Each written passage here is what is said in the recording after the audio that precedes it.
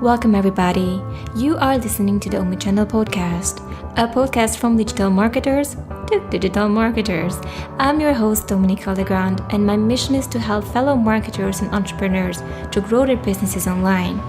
So buckle up and let's get started.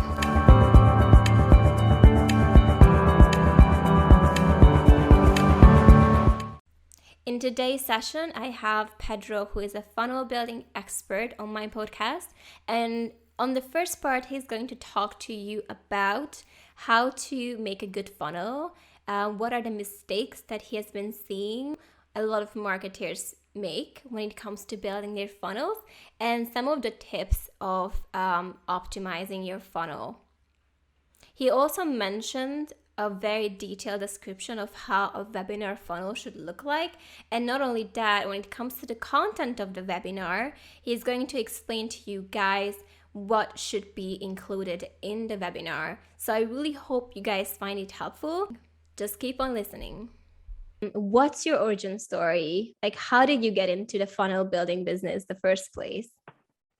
100%. So ever since I started to actually be interested in starting to do some work, it was always guided to design and marketing. So about 10 years ago, I started my journey, and I started to test a lot of niches in the marketing field, right? Communication, design, and all that. So after I started with design, I went to social media management. I tried a couple of different things like email, building the content for social media, doing paid ads and all that. But more specific to funnels, it was only like 4 years ago when I actually started learning about ClickFunnels, which is a software for funnel specific. I started to really get to know what a funnel concept is, what do they do, what they are for, right? And after that, I mean, everything led to another. I started learning more and more and more. A year later, I stopped what I was doing previously, and I 100% focused on learning and implementing everything about funnels that I knew back then.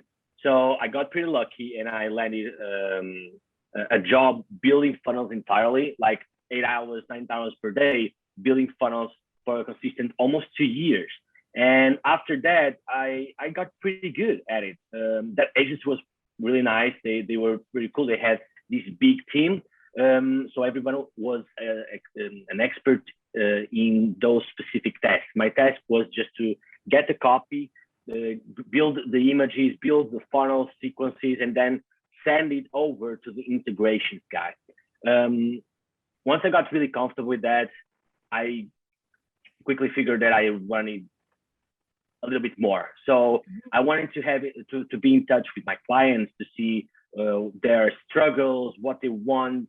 I wanted to interact because I really like and I really love the human interaction and to understand the problems and to be useful in that manner, not just a technical point, but also in a human point and interaction point. So I left that job and I started my own thing. I built my agency.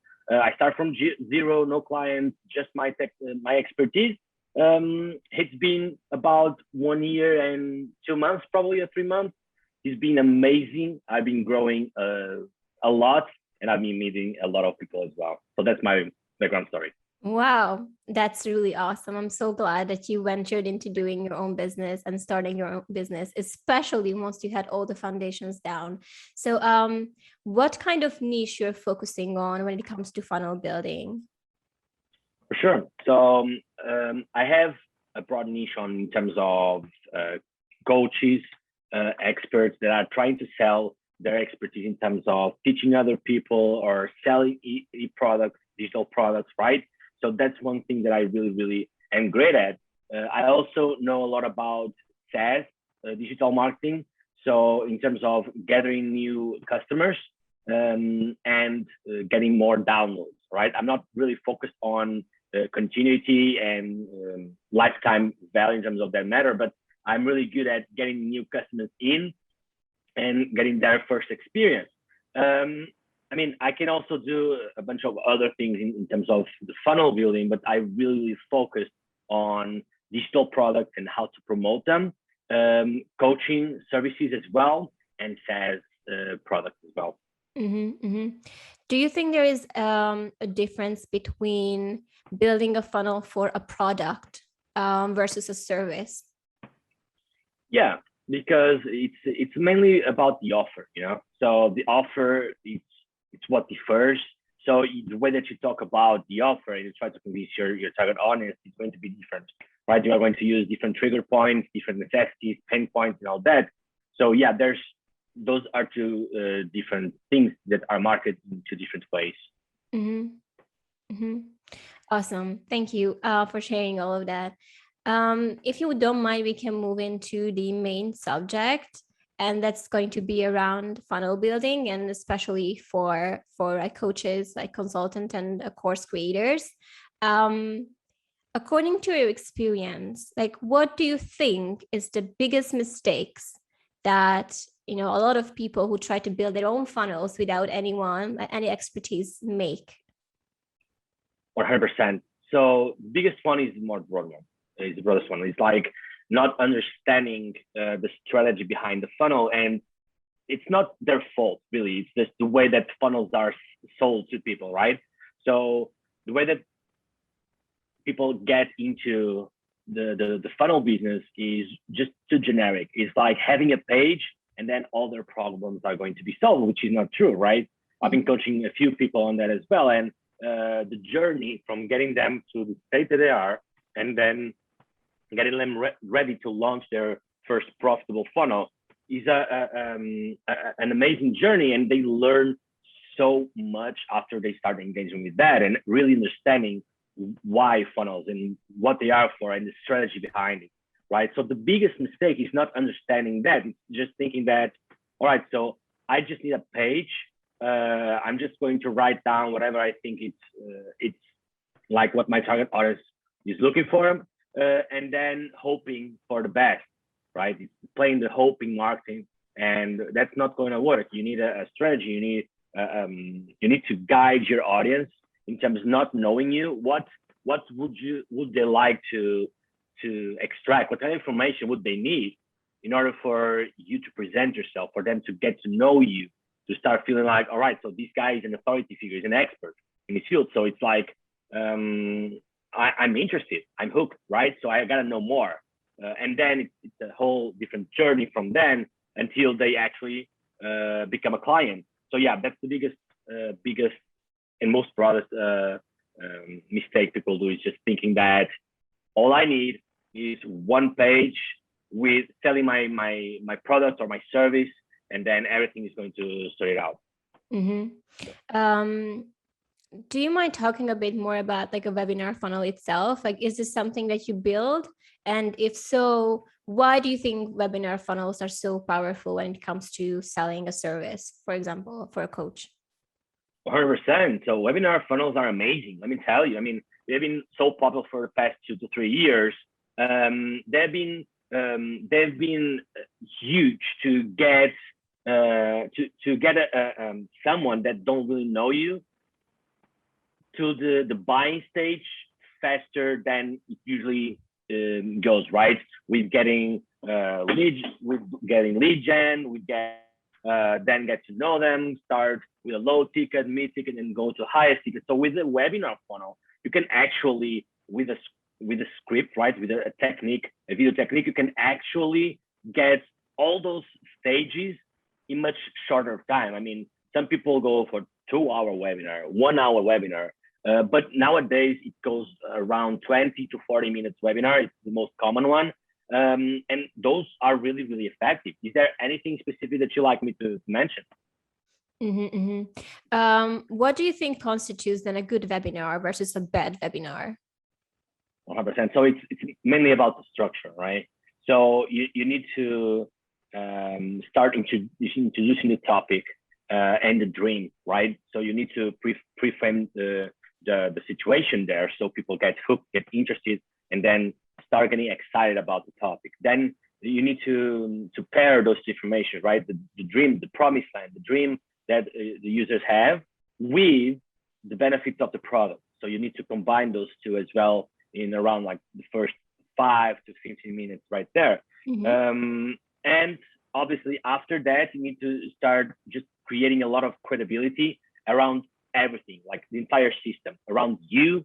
So people need to feel that they can understand, they can trust you, around the product itself. So it's really useful that you bring some case studies.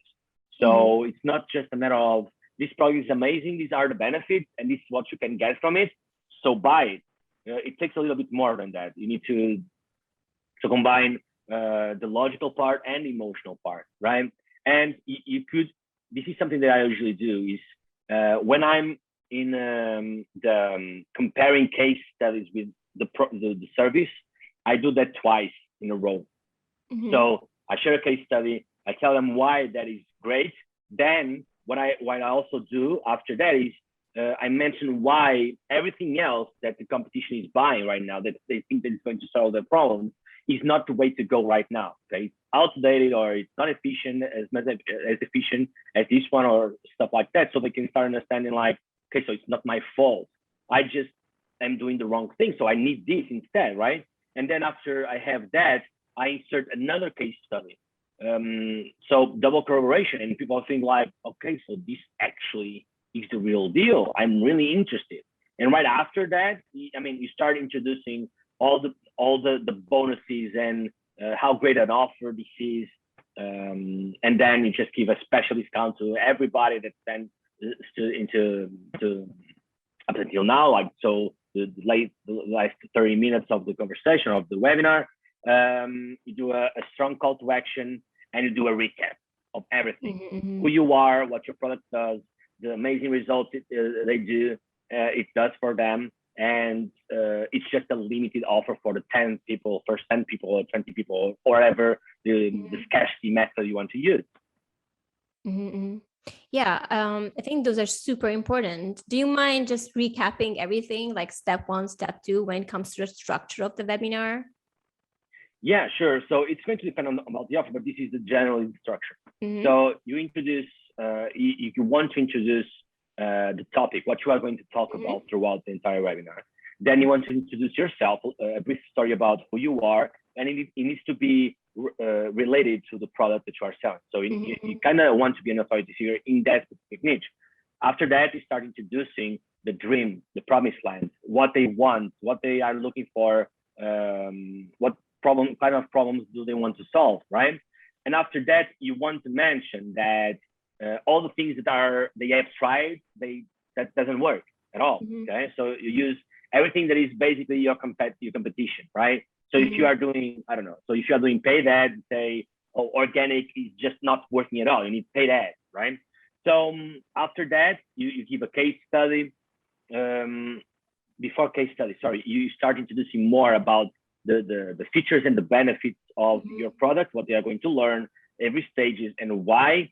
And then you start a really important part, which is case study, mentioning why the other things don't work, another case study, and then you start introducing the selling point, which is you do like a summary of everything they are going to get, their current values, right? And then the biggest, for how much they are going to get, right? And you show a big discount, and then you add some kind of scarcity there. It can be for, you only have 24 hours, or you are going to have only 10 people are going to get access to this. It's very exclusive, something like that. And I mean, you with that recap, you tell them who you are, what your product does, the case studies, why they need it now, and then you sell them again with the last call to action, which is the scarcity part. Do you think, thank you, by the way, for summarizing that for the listeners, but do you think it's entirely possible to just move from a single webinar to sales immediately? Or do you sometimes try to book a call and then try to close them later? Like, which one do you think is more effective? Does it depend on what I'm selling? Yeah, 100%. It depends on the product that you are selling. So if you are selling something which will be like really high ticket, right? We are talking about 5,000, 10,000, 15,000, then you are not promoting to sell right there. So your call to action is not to buy right now, because you are going to miss out a lot. It's not that. You want to sell the idea, and then the scarcity part will be, we only have 20 spots for our strategy call or kickoff call, whatever it is. Book your call now if you want to everlasting change or something like that, right? So it's like, if you are selling really, really high ticket, then I would advise you to sell the book a call, because it's only going to be in the call that you can do a bunch of things, which is getting people more interested, talking really specific to their pain points. Because I mean, in the webinar, you can cover so many pain points, right? But if you have this one-on-one interaction, you can really get information around what's their struggles and their desires. So you can really pinpoint that. And then you can create special payment plans. You can give them, anyway, you can give them more value, right?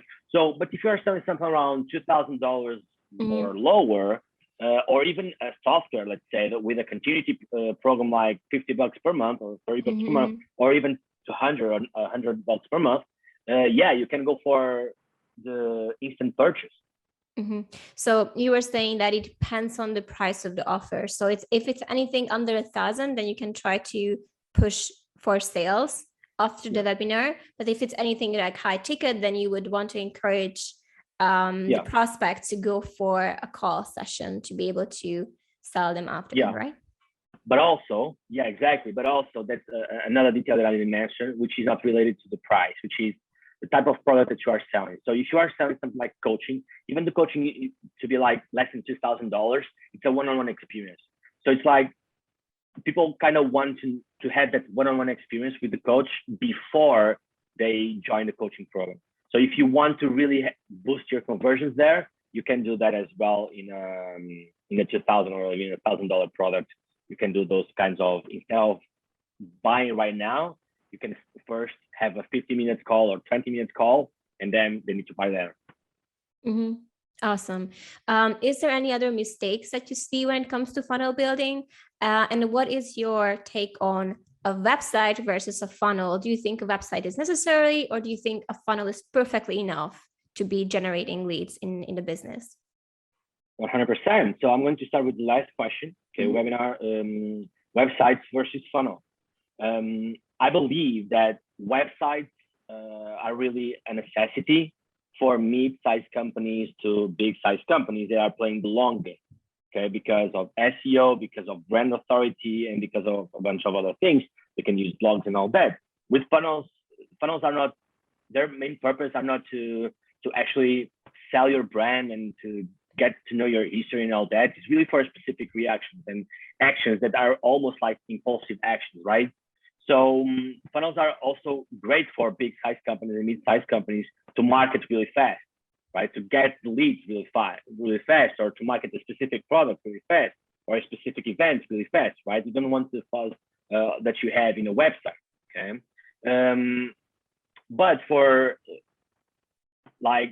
people that are not playing the long game, they just want instant results almost, right? And they just want to market one service or product.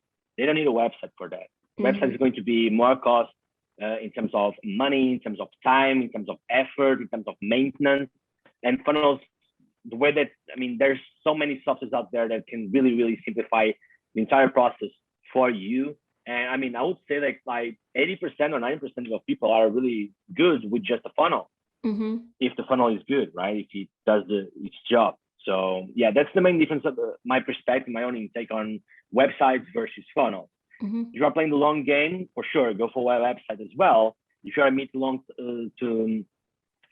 or high end company, for sure, go for a website as well. If you are not, just focus on one specific outcome that you want to get in building one specific funnel. And then after you have that funnel running and produce a result, you can start scaling on your hierarchy and your highest ticket, your mid-size ticket, and your low ticket.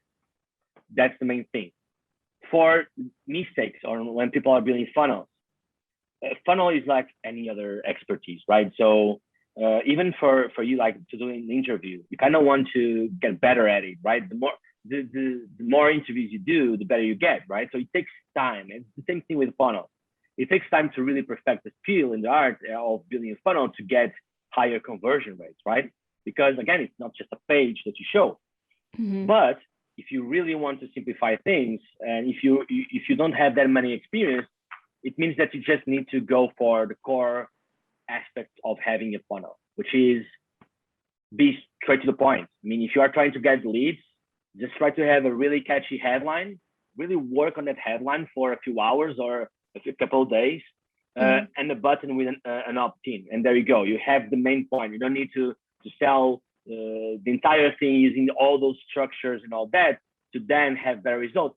Just if you don't have the experience, just go straight to the point, and then try to get your content around the pre-selling. So you create the content where you are going to pre-sell things, and then you always do the call to action to check this link, and if you're curious, opt in my email list or get this ebook or whatever it is, right? Be really specific on those things. Don't try to elaborate this long sales page, because you are going to get the opposite that you want to get. You mentioned that the more you do it, the better you get at it. But I guess when it comes to someone who never built a funnel, let's see, I'm a coach and I want to build myself a funnel, but I don't know where to start. When it comes in terms of me trying to build it myself and making all those mistakes and spending all the time, wouldn't it make sense for me to be hiring someone to do it for me? Yeah, 100%. I mean, like anything else, you do benefit a lot. If you have the budget, you do benefit a lot to hire someone, because I mean, you can start working on your business, right? Instead of in your business. So like, you are going to scale your business. You are going to be focused and spending your energy on the things that really matter, right? So the funnel is really important, but if you can outsource it, you should, right? I'm not alone in this. I'm not the only one who builds a funnel inside my company, right? So it's like, I work with other people to get a perfect funnel. I'm not really great at copy, for example, right? So I need to outsource that skill.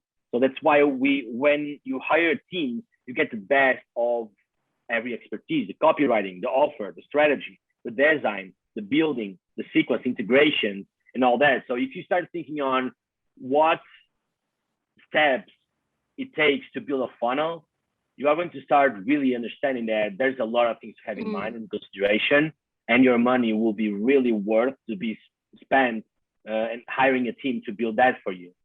So yeah, it's definitely worth to do that if you have the budget for that. I mean, and it's not just about a budget, because there's all types of service providers there. You can get a funnel for $5, or you can have a funnel for $100,000, right? So I mean, you can find someone for your budget. But yeah, if you have the need to have a funnel, and you don't want to spend months learning it and failing and learning and failing, and then in a year from now you're gonna get something that really works, for sure, 100% invest your money, saving you tons of time for that. Yeah. Yeah, I think it makes much more sense.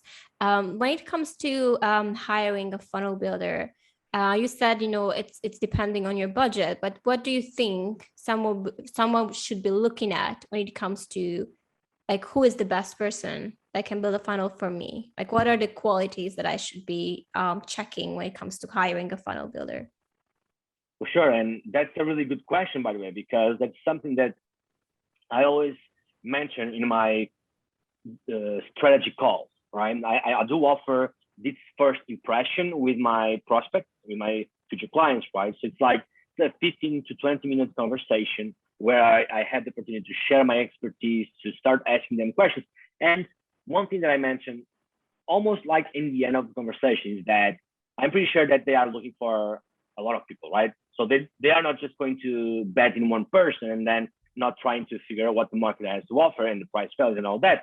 So with that in mind, I also give them this advice, which is really, really simple. When you are looking to hire someone, you want to first try to feel their personality, right? So it's like, it's almost like, would you be friends with that people, right? It's not 100% literal, but would you be friends with that people? Do you resonate with their point of views, with the way they communicate? Because that's going to be important. Because after all, you're going to hire them, but you are going to have a relationship with them, right? They are going to be your service providers. So you want to get along with them as much as possible. The other thing is that more technical. If throughout the conversation, whoever is selling you the service doesn't extract information they need from you, so doesn't try to figure out what's your problem, what's your goals, what have you tried to do in the past, who didn't work, and all those details. Probably they are just really interested to cash in, right? So it's like they just want that quick deal, and that's it. And that really happens with people that offer on the lower end of the service, right? But anyway, it's because they are trying to hustle. They're trying to sell something. They try to get the deal instead of really solving the problem. So that's one of the first things as well. The second thing is that the technical parts, because building a funnel, there's a few steps there, right? You need to understand the niche. So if you don't feel like they understand your niche, right? Probably the chances are that the funnel is not going to work. Okay. Or maybe if they are really, really confident in terms of, I don't understand about the niche, but I have the most professional copywriter who really is into this niche and understands everything, then that's a good sign as well. But they need to be upfront with that, right? Now, the second thing is really trying to look for social proof. When you hire someone for whatever you are doing, right? It can be funnels or whatever type of other services, you want to try to see their track record, right? Not on detail, but at least they should be comfortable sharing with you their past work, the past results. They should have one or two case studies. And believe it or not, that doesn't happen quite often in the funnel building industry. I mean, a lot of funnel builders, sorry to interrupt you here. I think that you are going to introduce something, right? No, it's okay. Go ahead. It's okay. So it's like a lot of funnel builders, they don't want to share nothing in terms of that idea, and that's a red flag. It means that they either are not that experienced, which is not bad. They are trying to get more experience, but they should be sharing less, right? Or they're just straight out lying, right? Because there's a lot of people that, I mean, they are not that ethical. So you want to look out for those red flags when you are hiring someone as well. So social proof, the way that they talk about the niche, the way that they ask questions, so they pair and they give examples, right, about the niche and what they can solve. And I mean, just social proof. That's it. Social proof, past results and work, the way they feel comfortable, and I think that will be the three main points. Thank you so much. I think those are super, super important that you just shared.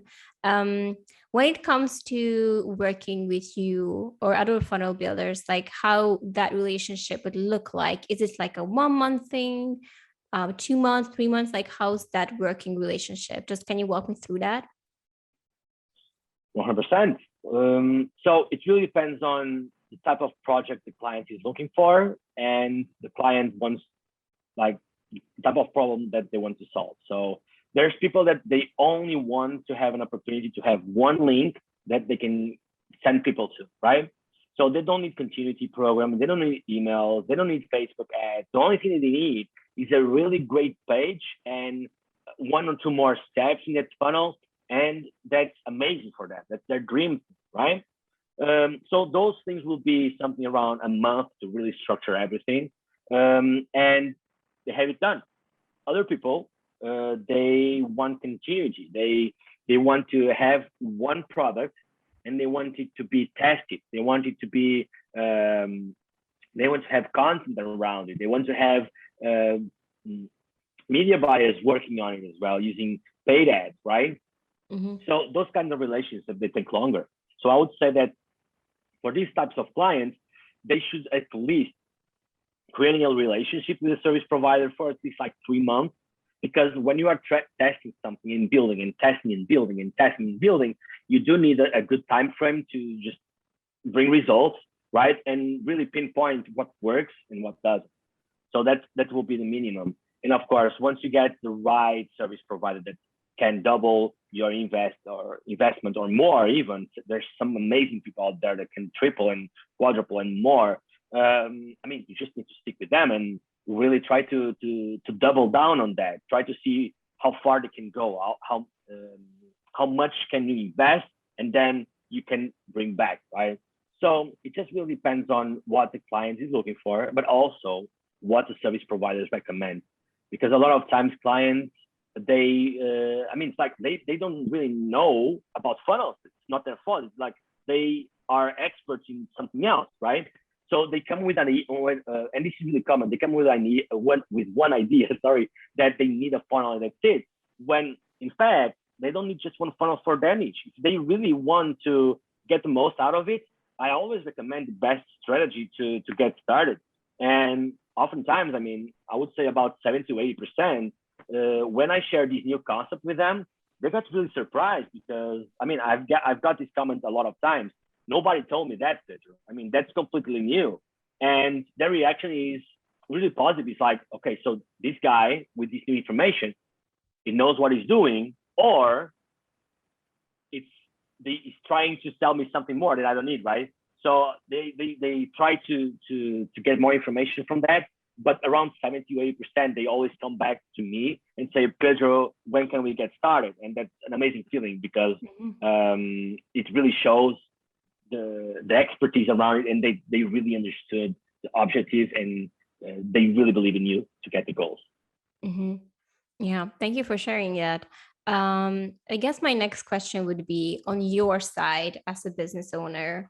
Do you have any, kind of like qualifications, or no, it's a bad way to go, but do you have any, when you pick your clients to work with, like, do you have something that you need like as a prerequisite? Like, do they need to be selling high ticket? Like, what is your way of deciding whether or not you want to work with someone? Because just because someone has a credit card, it doesn't mean you're going to be working together, right? I think, do you have something on your end that you're looking for when it comes to picking the right client to work with?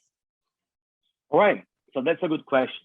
And the truth is, yes, but depends on the client really. So again, if they are working for quite some time within that, working that offer for quite some time, that means that they must have proof of concept. So yes, I try to extract if they have sold that offer and how many times ballpark, right? They sold their offer, because it's going to be different creating a strategy for something that is brand new, right?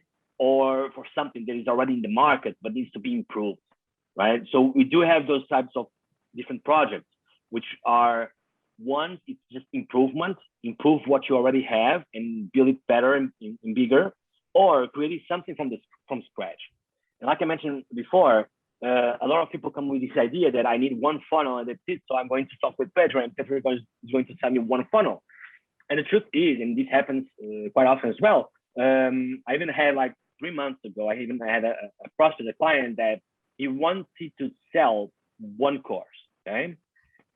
But the thing was, they had too high expectations for that. And that happens quite often as well. So they had too high expectations for that. They really thought that we could have a 7-figure business within a few months selling that one product. And maybe, but not with my expertise. I don't know. And I don't know about anyone that could do that, bring that result as well. So what I mentioned was, right, so you have these expectations, and to meet with these expectations, we do need these other solid offers around here, because that's the only way that you are going to get it. They got interested but confused, so they needed more information. So what I do is I lay out a really simple spreadsheet, a Google spreadsheet with pre-made codes and things there. So I just insert their current stage and their products and their reality, and I get the outcome, right? Ballpark. And then in the second part of the spreadsheet, there's the ideal scenario, right? It's a standardized strategy, but then we can get it more customized, and they get a chance to visualize the outcome of that second method. So everything becomes more solid and more realistic to them. So in that case, it was really, really fast. And I actually sold them on that call, because they were like, Pedro, I get it, but we want in. Just let us know what is the amount of hours we need to put in to build the entire structure, right? So it's like, all right, so I'm going to prepare documents to guide you on the process, and how many hours you will need. It just depends on how fast you are creating those products, right? So you already have experience building these products, so it's not going to be hard for you build some other products for that, right? So it's going to take a little bit of time.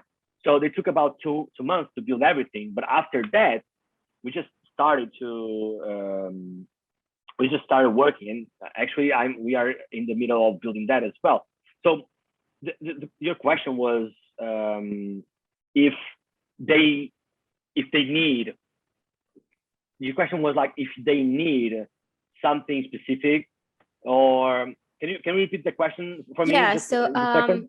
yes, the question was if on your side there are some prerequisites or some conditions when you are looking for when you take on a client. Like you just mentioned that they need to be making sales, or if they didn't, then they have to be like there's a completely different work like method from going there, because then you need to test the concept, right?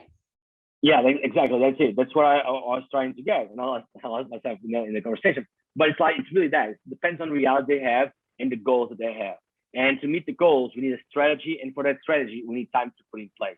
So if they already have all that, those prerequisites, an email list, if they already have a social media presence, if they already have products built, it's much easier and faster for me to be much more precise in terms of the outcome, right? I'm not going to be nailing that on the first time, but a ballpark figure. And if they don't, I mean, they either build it, right, to get there and meet their expectations, or they don't and they try something else with some other service provider. So yeah. Do you guys help with the offer building as well, or you just rather someone already has it figured out? 100%. So we do help with the offer builder in the niches that we are used to work with, right? We can try to help with the offer in other niches, but that is going to take some time to do research and try to fill the niche. So those types of projects, they are going to be much more expensive, taking much more time. So we don't really take too many of those deals. But for the niches that we are really used to, we can help with the offer. We just need to really understand the concept and the product they have, and then try to market it in the best way. Thank you so much again, Pedro, for coming. On the next part with Pedro, we are going to talk about how to run a funnel building agency, or if you just want to be a freelancer, and he's going to give you tips and tricks on his agency, on how he is hiring people, how he's picking the right members for his team, and he also is going to talk to you about his coaching business, in which he is actually training funnel builders who are making essentially 10K a month. So if you guys are interested in learning more and trying to make it in the funnel building business, then listen to the second part. Thanks again for being here. I'll see you next time.